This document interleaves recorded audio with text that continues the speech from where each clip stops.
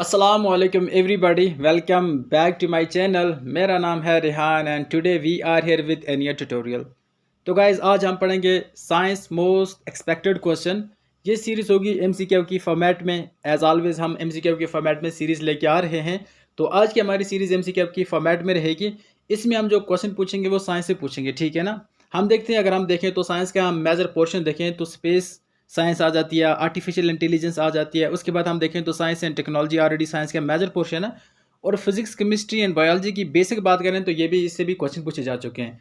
Space AI and science and technology के related देखें तो इससे क्वेश्चन आते हैं यूपीएससी में। और जो बेसिक साइंस है इससे क्वेश्चन पूछे जाते हैं JK PSC, JK SSB, JK SPSI and JK police. अभी जो बॉर्डर बटालियन का एग्जाम आने वाला है उसमें भी इसे क्वेश्चन पूछने के पूरे चांसेस हैं।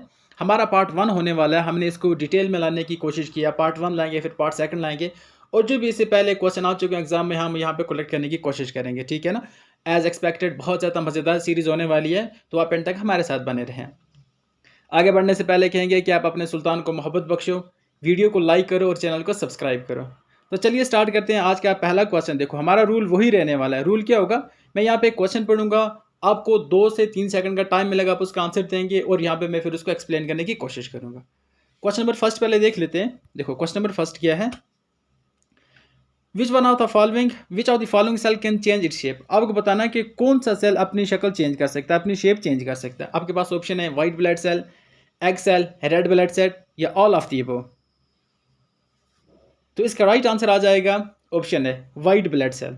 देखें तो व्हाइट ब्लड सेल का साइंटिफिक नाम है ल्यूकोसाइट। इसको साइंस में क्या कहते हैं, ल्यूकोसाइट। और ये होता है असल में कलरलेस। क्यों कलरलेस होता है, क्योंकि इसमें होमोग्लोबिन नहीं होता। होमोग्लोबिन देखें तो ये एक पिगमेंट होती है जो ब्लड को रेड कलर देती है। फॉर एग्जांपल ग्रीन प्लांट की बात करें तो वहाँ पे क्लोरोफिल होती है जो उनको ग्रीन कलर देता है। सिमिलरली अगर हम इसके अंदर देखें तो ह्यूमन ब्लड के अंदर जो रेड कलर है वो इंसान को क्या देता है, या क्या देते हैं इनको, रेड कलर देता है, ठीक है ना। ऑलराइट गाइस, ये होते हैं शॉर्ट लीव्स। इनकी जो लाइफ होती है शॉर्ट लीव्स होती है। और रेड ब्लड सेल की बात करें तो उनका लाइफ स्पेन 120 डेज तक होता है। और ये करते हैं, बॉडी को डिफेंड करते हैं अगेंस्ट इन्फेक्शन। जो भी इन्फेक्शन होता है या जो भी डिजीज़ होती हैं ये बॉडी को उनसे प्रोटेक्ट करते हैं, रोकते हैं, प्रिवेंट करते हैं। इसीलिए इनको बॉडी के सोल्जर कहा जाता है या बॉडी की आर्मी कहा जाता है, जो प्रोटेक्ट रखती है बॉडी को पैथोजन से। अगर हम देखें तो इनकी जो शेप होती है वो बाई कनकेव होती है। इनकी शेप की होती है बाई कनकेव होती है। व्हाइट ब्लड सेल की बात हो रही है। तो चलिए नेक्स्ट क्वेश्चन के ऊपर चलते हैं। आपके लिए क्वेश्चन है, if an object fall freely it's. आपके पास ऑप्शन है, अगर कोई भी ऑब्जेक्ट सर्टेन हाइट से गिरती है फ्रीली, फॉल फ्रीली, तो क्या होता है, उसमें क्या क्या चेंजिंग आएगी। Kinetic energy get converted into potential energy. आपके पास ऑप्शन फर्स्ट आ जाता है। दूसरा कहता है कि potential energy get converted into kinetic energy. Potential energy किस में कन्वर्ट हो जाती है, काइनेटिक एनर्जी में। तीसरा ऑप्शन कहता है momentum gate converted into gravitational forces. Fourth है कि gravitational force gate converted into momentum. तो आपको इसका आंसर देना, आपके पास 5 सेकंड। इस बार क्वेश्चन पढ़ें आप अच्छी तरह से। तो इसका राइट आंसर आ जाएगा option B, potential energy get converted into kinetic energy. हमें पता है कि जब कोई भी चीज़ फ्रीली फॉल करती है वो सर्टेन हाइट से गिरती है, ठीक है ना। उसके अंदर कोई पोटेंशियल एनर्जी वहाँ पे स्टोर होती है। जब वो वहाँ से गिरती है तो ये जो बाई पोजीशन जो उसके पास एनर्जी स्टोर होती है ड्यू टू स्पीड, वो किस में कन्वर्ट हो जाती है, काइनेटिक एनर्जी में कन्वर्ट हो जाती है। तो चलिए नेक्स्ट क्वेश्चन के ऊपर चलते हैं। बहुत अच्छा क्वेश्चन है। Which one of the following acid is present in our stomach. पूछ रहा है कि ह्यूमन बॉडी के अंदर जो एसिड हमारी बॉडी के अंदर या हमारे स्टमक के अंदर जो प्रेजेंट होता है उसका नाम क्या है। आपके पास है sulphuric acid, hydrochloric acid, nitric acid या पिक्रिक एसिड। तो इसका राइट आंसर आप बताएं। देखो इसका राइट आंसर सभी को पता होगा, उसका नाम है हाइड्रोक्लोरिक एसिड। थोड़ी सी डिटेल देख लेते हैं। अगर हाइड्रोक्लोरिक एसिड का पीएच अगर हम देखें तो इसका पीएच आ जाता है 2 से 3, ठीक है ना। और ये काफ़ी स्ट्रांग एसिड है हाइड्रोक्लोरिक एसिड, इसको स्ट्रांग एसिड माना जाता है। अब क्वेश्चन ये पैदा होता है कि हमारी बॉडी को जला क्यों नहीं देता, हमारा जो स्टमक है उसको जला क्यों नहीं देता। तो इसका जो करेक्ट आंसर आएगा वो ये है कि जो ह्यूमन बॉडी है या ह्यूमन जो स्टमक है उसके ऊपर एक लेयर होती है जिसको हम कहते हैं म्यूकस कहते हैं, ठीक है ना। अब म्यूकस हमारे बाकी जो स्टमक के अंदर जो ऑर्गन होते हैं उसको प्रोटेक्ट करके रखती है ताकि ये जो एसिड है उनको जला ना पाए। सिंपल याद रखना, हमारी बॉडी को म्यूकस प्रोटेक्ट करता है हार्मफुल एसिड जिसको हम HCl कहते हैं। तो चलो नेक्स्ट क्वेश्चन के ऊपर चलते हैं। एम्प्योर camphor is purified by. एम्प्योर camphor, अब कैम्फोर क्या होता है। देखो कैम्फोर एक किस्म का एक बोले तो एक पाउडर होता है जो सेकंड की इरिटेशन होती है या सेकंड की डिजीज होती है उसको क्योर करने के लिए यूज़ किया जाता है। तो ये बताते हैं अगर इम्प्योर कैम्फोर हो तो इसको हम किस तरह प्योरीफाई करेंगे। आपके पास ऑप्शन है sublimation, fractional crystallization, fractional distillation and steam distillation. तो इसका राइट आंसर आ जाएगा सब्लिमेशन। अब देखें सब्लिमेशन क्या प्रोसेस होता है। हमें पता है कि हम अगर स्टेट ऑफ मैटर देखें तो हमारे पास near about 5 states of matter हैं, ठीक है ना। इसमें क्या होता है, स्टेट है हमारे पास है 3-4 हमें आता है, solid, liquid, gases, plasma. And अगर हम देखें तो जब कोई भी ऑब्जेक्ट सॉलिड से सीधा गैस में कन्वर्ट हो जाता है तो इस प्रोसेस को हम क्या कहते हैं, सब्लिमेशन कहते हैं। यहाँ पे आप देख सकते हैं सब्लिमेशन में क्या होता है, कोई भी सॉलिड ऑब्जेक्ट सीधा कैसे कन्वर्ट हो जाता है, गैस से कन्वर्ट किस में हो जाता है, सॉरी सॉलिड से कन्वर्ट हो जाता है गैस के अंदर, ठीक है ना। इतना क्लियर है आपको अभी तक। चलो आगे चलते हैं, देखो इसके बारे में थोड़ा सा और पढ़ लेते हैं। Example ammonium chloride plus naphthalene anthracene. Next question हमारे पास, which of the following could be used as fuel in rocket. आपको बताना है रॉकेट में एज ए फ्यूल किस एलिमेंट को यूज़ किया जाता है या किस को यूज़ किया जाता है रॉकेट के अंदर एज ए फ्यूल। आपके पास ऑप्शन है liquid hydrogen plus liquid nitrogen, liquid oxygen plus liquid argon. Option C भी पढ़ लें आप और ऑप्शन डी भी पढ़ लें। तो इसका राइट आंसर क्या आएगा। तो टाइम खत्म हो रहा है आपका। तो इसका राइट आंसर आ जाएगा, देखो जो रॉकेट होता है उसके अंदर जो फ्यूल यूज होता है वो होता है liquid hydrogen and liquid oxygen. ये इंपॉर्टेंट याद रखना। तो चलिए नेक्स्ट क्वेश्चन के ऊपर चलते हैं। The power of a lens is -2.0 या 2.0 D. Here D stand for. आपको यहाँ पे क्वेश्चन पूछा गया है, एक जो लेंस होता है उसका पावर है 2.0 डी। तो आपको बताना है कि डी का क्या मतलब होता है। तो देखो जो डी होता है ना, ये ऐसा यूनिट होता है पावर ऑफ ए लेंस। इसको बोलते हैं डी का मतलब है डायोप्टर। डी का क्या मतलब है, डायोप्टर। मैं यहाँ पे लिख देता हूँ, डी का मतलब होता है डायोप्टर। ऑप्शन सी आपका राइट आंसर आ जाएगा, डायोप्टर, ठीक है ना। ऐसा unit of power of a lens को हम डायोप्टर कहते हैं। और पावर ऑफ कन्वेक्स लेंस यहाँ पे पॉजिटिव होता है और पावर ऑफ कनकेव लेंस यहाँ पे नेगेटिव होता है। ये बात अच्छी तरह से याद रखना है। पावर ऑफ लेंस किसके बराबर होता है, 1/4 फोकल लेंथ। ये होता है रेसिप्रोकल ऑफ फोकल लेंथ होता है। क्वेश्चन में आप देख सकते हैं the power of lens is -2.0। तो इसका मतलब है ये कनकेव लेंस की बात की जा रही है, ठीक है ना, ये कन्वेक्स लेंस की बात नहीं हो रही है यहाँ पे। तो चलिए नेक्स्ट क्वेश्चन के ऊपर चलते हैं। How many eyes does N earthworm have. आपको बताना है कि जो अर्थवर्म होता है जिसको फार्मर फ्रेंड कहते हैं, उसके पास कितनी पेयर्स ऑफ आईज होती हैं, उसके पास टोटल कितनी आईज होती हैं। एक आईज होती है ह्यूमन की तरह, 2 आईज होती हैं, 4 आईज होती हैं इंसेक्ट की तरह, 6 आईज होती हैं, या नो कोई आई भी नहीं होती। अब अर्थवर्म में भाई वो मूवमेंट करता आईज होना चाहिए, तो आपको बताना है कि कितनी आईज होती हैं। तो इसका राइट आंसर आ जाएगा नो आइज। अर्थवर्म के पास कोई किस्म की आइज नहीं होती, याद रखना, ठीक है ना। They belong to phylum annelida. Earthworm किस फाइलम से बिलोंग करते हैं, एनालिडा, जिसको हम लीचेस भी कहते हैं। And earthworm have no eyes. इसका क्या मतलब पता है, but they have light receptor. इसका मतलब आई तो नहीं है बट उनके पास लाइट रिसेप्टर होते हैं और वो डिफरेंशिएट कर सकते हैं डार्क को और लाइट को, ठीक है ना। डे एंड नाइट को वो डिफरेंशिएट आराम से कर सकते हैं। अगर हम हेयरिंग कैपेसिटी देखें अर्थवर्म को, तो अर्थवर्म के पास हेयरिंग सेल भी नहीं होते, हेयर एयर भी नहीं होते, बट उनकी बॉडी पे कुछ ऐसे सेंसिटिव सेल होते हैं जो वाइब्रेट करती है, जो मतलब जिसकी वाइब्रेशन से उसको सराउंडिंग में पता चल जाता है कि सराउंडिंग में कौन से ऑर्गेनिज्म है या सराउंडिंग में क्या हो रहा है अर्थवर्म को, ठीक है ना। बॉडी वाइब्रेशन से पता चल जाता है। तो चलिए नेक्स्ट क्वेश्चन के ऊपर चलते हैं। The longest muscle of the human bodies. आपको बताना है कि ह्यूमन बॉडी का सबसे लॉन्गेस्ट मसल कौन सा है। वर्ड याद रखना, लॉन्गेस्ट की बात हो रही है यहाँ पे, लॉन्गेस्ट, ठीक है ना। ऑप्शन है आपके पास sartorius, stapedius, gluteus maximum and none of the above.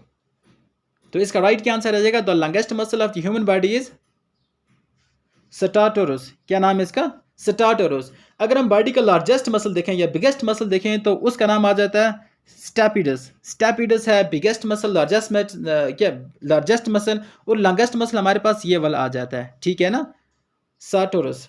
और अगर हम ग्लाइटस मैक्सिमम का देखें तो ये कौन सा है, नहीं सॉरी, यहाँ पे मैं आपको बता देता हूँ हमारी बॉडी का जो लार्जेस्ट मसल है वो ये वाला है। Let me revise it.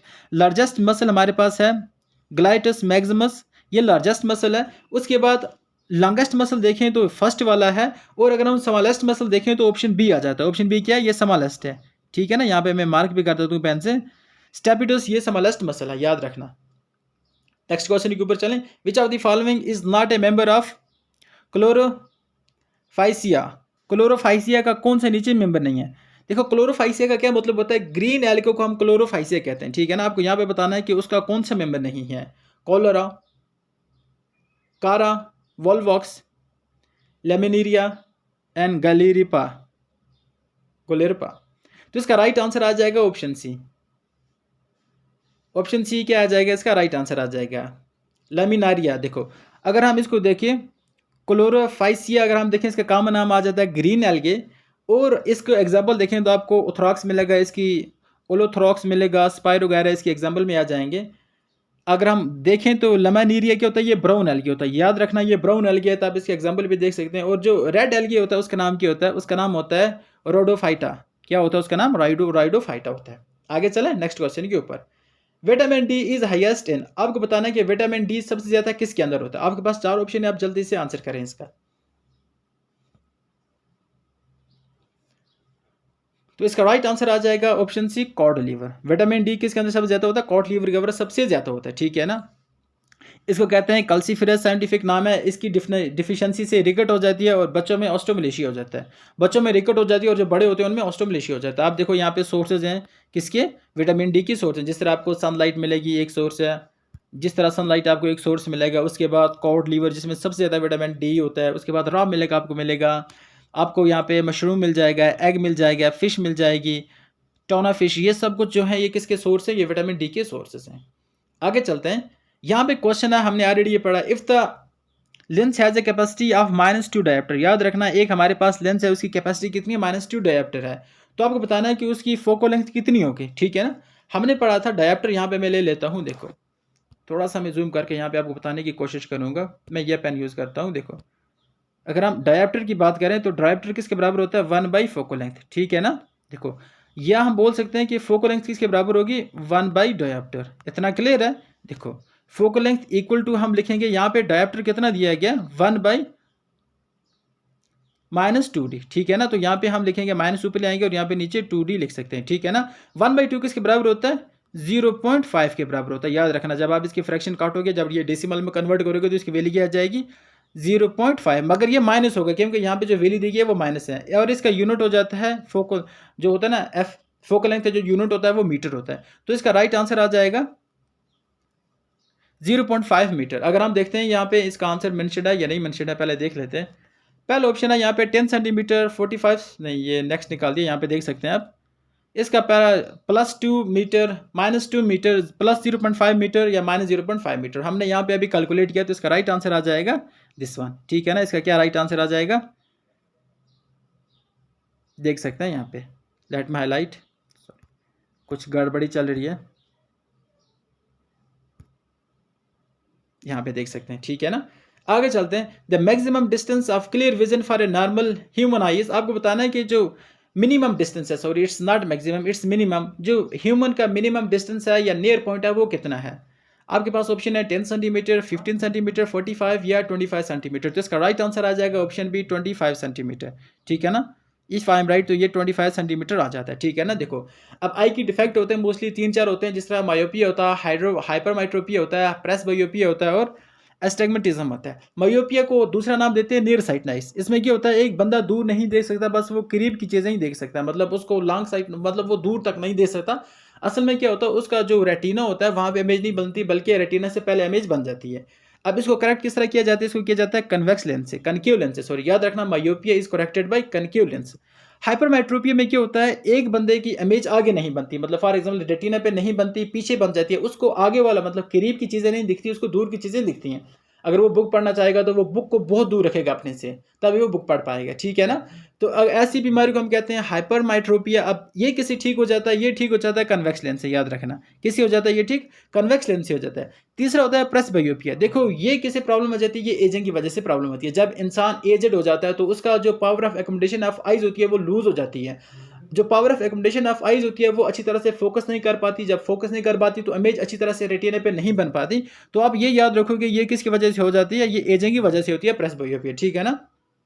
अगर किसी को एस्टिग्मेटिज्म है तो वो किस तरह करेक्ट हो पाएगा, वो सिलिंड्रिकल लेंस अगर लगाएगा तो वो ठीक हो जाएगा। याद रखना मायोपिया ठीक होता है कनकेव लेंस से, हाइपरमेट्रोपिया ठीक होता है कन्वेक्स लेंस से, प्रेसबायोपिया ठीक होता है बाइफोकल लेंस जिसमें आपको कनकेव लेंस और कन्वेक्स लेंस दोनों हो, और एस्टिग्मेटिज्म ठीक होता है सिलिंड्रिकल लेंस से।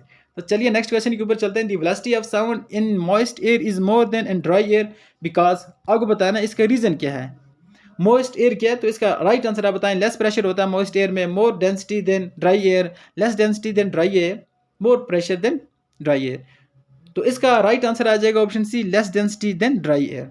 नेक्स्ट क्वेश्चन के ऊपर चलते हैं। The device use to measure the potential difference is known as, potential measure difference करने के लिए जो डिवाइस इस्तेमाल होती है उसका नाम क्या है भाई, आपको बताना है। उसका नाम सिंपल से है, उसका नाम है वोल्ट मीटर, ठीक है। उसका नाम क्या है, वोल्ट मीटर उसका नाम है। मैं हाईलाइट यहाँ पे कर देता हूँ। आगे चलते हैं। बैरोमीटर किस लिए यूज़ होता है? बैरोमीटर यूज़ होता है एटमॉस्फेरिक प्रेशर को मेजर करने के लिए। एटमॉस्फेरिक प्रेशर को मेजर करने के लिए बैरोमीटर का यूज़ करते हैं। उसके बाद एमीटर यूज़ होता है इलेक्ट्रिक करंट को, कितने एम्पेयर का करंट चल रहा है उसके लिए हम एमीटर को यूज़ करते हैं। थर्मामीटर आपको पता है टेम्परेचर मेजर करने के लिए यूज़ होता है। एनीमोमीटर किसके लिए यूज़ होता है? विंड वेलोसिटी यूज़ करना है, मतलब विंड वेलोसिटी कितना है उसको मेजर करने के लिए एनीमोमीटर यूज़ करते हैं। और हाइग्रोमीटर जो होता है वो हम ह्यूमिडिटी मेजर करते हैं, ठीक है ना। अगर हमें समुद्र की डेप्थ मेजर करना है तो हम कौन सा इंस्ट्रूमेंट यूज़ करेंगे, आप उसका आंसर हमें कमेंट सेक्शन में ज़रूर बताएं। आगे चलते हैं। The following is affected in the chemical reaction. आपको बताना है कि केमिकल रिएक्शन में कौन सी इसमें से जो नीचे दिए गए इसमें से कौन सा इफेक्ट हो जाता है। आपके पास ऑप्शन है electron, proton, neutron and all of the above. यहाँ पे हम डायग्राम से समझ लेते हैं। सपोज हमारे पास एक एटम है, वो एक न्यूक्लियस है, उसके अंदर मैं थोड़ा सा इस तरह से ड्रा कर देता हूँ। देखो ये है एक न्यूक्लियस, ठीक है, इसके अंदर एटम है और यहाँ पे इसकी शेल्स हैं। देखो हमें पता है कि अंदर क्या होते हैं, अंदर प्रोटॉन्स होते हैं। अंदर क्या होते हैं, अंदर होते हैं प्रोटॉन्स। और बाहर क्या होते हैं, बाहर होते हैं इलेक्ट्रॉन्स, ठीक है ना। बाहर क्या होते हैं, बाहर होते हैं इलेक्ट्रॉन। जो पहली लेयर होती है उसमें होते हैं 2 इलेक्ट्रॉन और बाहर इसमें जो सेकंड होती है इसमें होते हैं 8 लेयर होते हैं, ठीक है ना। देखो अब ये क्वेश्चन पूछ रहा है कि मोस्ट ससेप्टेबल कौन से होते हैं। यहाँ पे the following affected chemical reaction में कौन से ज़्यादा इफेक्ट होते हैं? क्या इलेक्ट्रॉन होते हैं, प्रोटॉन होते हैं, न्यूट्रॉन होते हैं या ऑल ऑफ द अबव। एक बात याद रखना, जब भी केमिकल रिएक्शन होती है जो लूज इलेक्ट्रॉन होते हैं वो सफ़र होते हैं, या तो वो निकल जाएंगे या तो वो इलेक्ट्रॉन से लूज हो जाएंगे या इलेक्ट्रॉन और मतलब अपने पास लाएगा इलेक्ट्रॉन को लाएगा, ठीक है ना। अब प्रोटॉन क्यों नहीं होते, क्योंकि प्रोटॉन होते हैं न्यूक्लियस के अंदर और जो न्यूक्लियस की दीवारें होती है वो बनी होती है एम्बुजा सीमेंट से। तो इसलिए काफ़ी मुश्किल होता है एटम के लिए कि इतनी एनर्जी लाए और ये प्रोटॉन को क्या यहाँ से न्यूक्लियस से बाहर निकाल के जाए, ठीक है ना। रीज़न एक याद रखना, प्रोटॉन की दीवारें बनी होती हैं एम्बुजा सीमेंट से। तो इसका राइट आंसर आ जाएगा ऑप्शन ए, इलेक्ट्रॉन, ठीक है ना। देखो अब आपके लिए क्वेश्चन, ये आखिरी क्वेश्चन है, आपको इसका आंसर हमें कमेंट सेक्शन में ज़रूर बताना है। What does angstrom measures. जो एंगस्ट्रॉम मेजर होता है या एंगस्ट्रॉम होता है वो किस चीज़ को मेजर करता है, आपको इसका आंसर हमें बताना है। ऑप्शन ए आ जाता है हमारे पास, फ्रीक्वेंसी को मेजर करता है, वेवलेंथ को मेजर करता है, टाइम पीरियड को मेजर करता है या विंड प्रेशर को मेजर करता है। तो आप इसका आंसर हमें कमेंट सेक्शन में ज़रूर दें। अगर आपको हमारी वीडियोस अच्छी लग रही हैं तो आप हमारे चैनल को सब्सक्राइब करें, हमारी वीडियो को लाइक करें और अपने फ्रेंड के साथ शेयर करें। मिलते हैं किसी और वीडियो में, इसके पार्ट भी मिलेंगे। तब तक के लिए अल्लाह हाफ़िज़, have a nice time ahead.